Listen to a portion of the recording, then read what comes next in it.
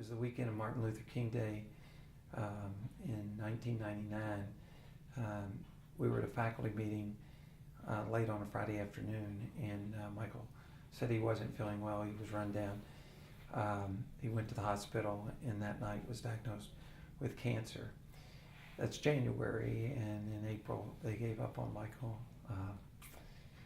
and his protocol, and he died that summer.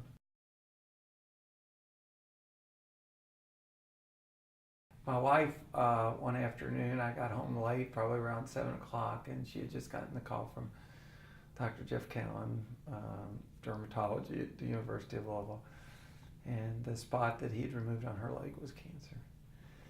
But I called Dr. Don Miller about 7:05, and the next morning Jane had outpatient surgery to remove the cancer, and so she sees Dr. Callan very regularly now and has had no problems.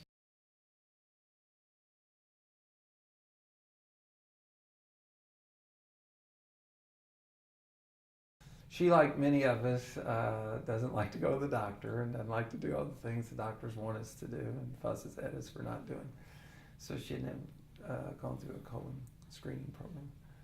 And so for that reason, her colon was very advanced.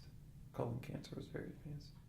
But she'd been feeling bad for a while, and a combination of aches and pains, stomach and so forth. But what happened is one day she just couldn't get up and had some internal bleeding, and went to see her primary care doctor, who sent her directly to the emergency room at the hospital, and then they kept her and started the treatment immediately.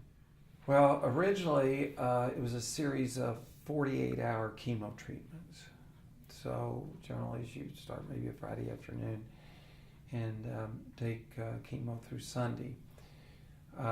That was to try to deal with the overall cancer in her body. Then they did a specialized treatment of a radiation implant in her liver.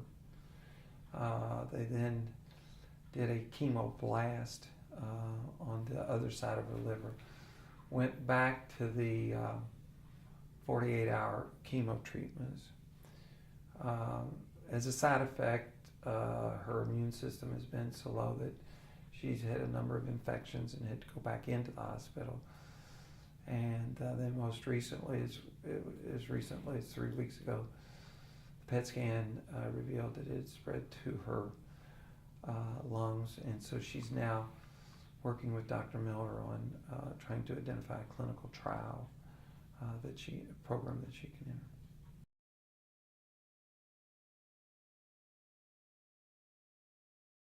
enter. It's been devastating. It was just mom, dad, my sister, and I, and to lose dad, and then to have my sister diagnosed just almost immediately, and to see the fight and see, the impact on her and her family. It's just something that is just, there's no way to deal with it.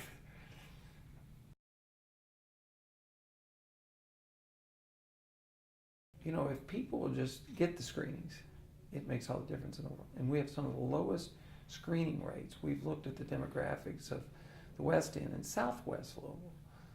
And so much of the cancer, the colon cancer, could be avoided if people just, I know the stuff you drink's horrible, and it's not the most pleasant experience.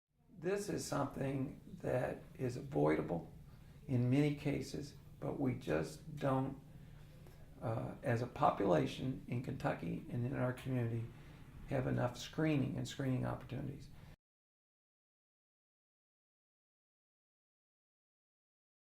Colon cancer, by and large, the screenings can tell you so much, and if you deal with it quickly and early enough, you go on and have a wonderful life.